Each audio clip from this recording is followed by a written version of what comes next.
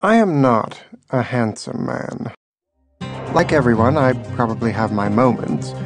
Being a little bit goofy-looking suits my supposed literary life of the mind here in New York City. We are at peace, my face and I. What a paper-thin lie. There are days when I'd burn every book I own for the chance to be beautiful just once. I suppose there are things I might change given the opportunity. I make an appointment for a consultation with a preeminent Beverly Hills plastic surgeon.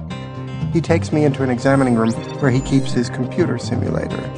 The process begins with the taking of two photographs, the befores, one side view and one facing the camera. My profile looks careworn, simultaneously bald and hairy.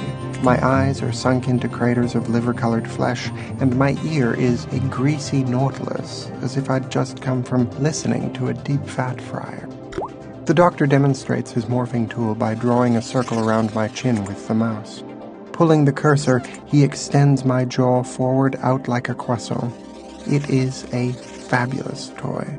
I want to wrest the mouse from his control and really go to town, giving myself fleshy horns, pointy corkscrew ears.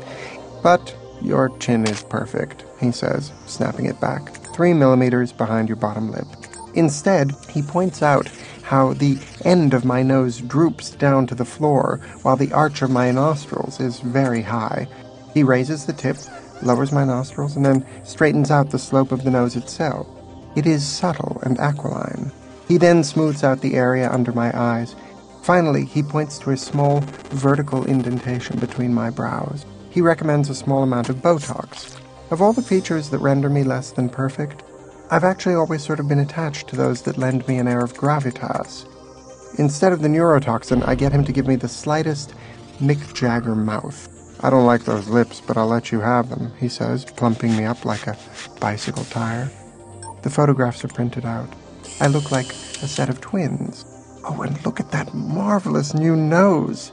Pointy, sharp, a weapon.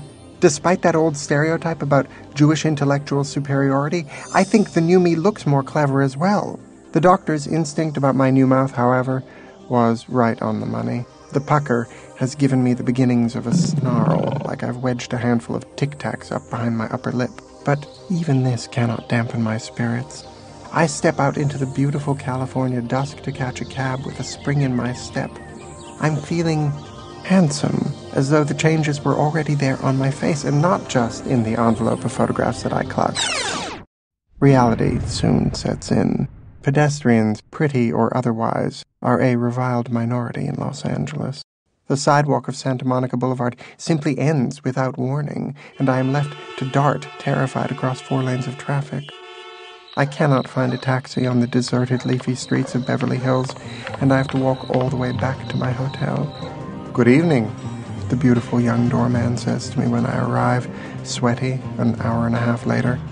He smiles in my direction, but his eyes are looking just above my left ear.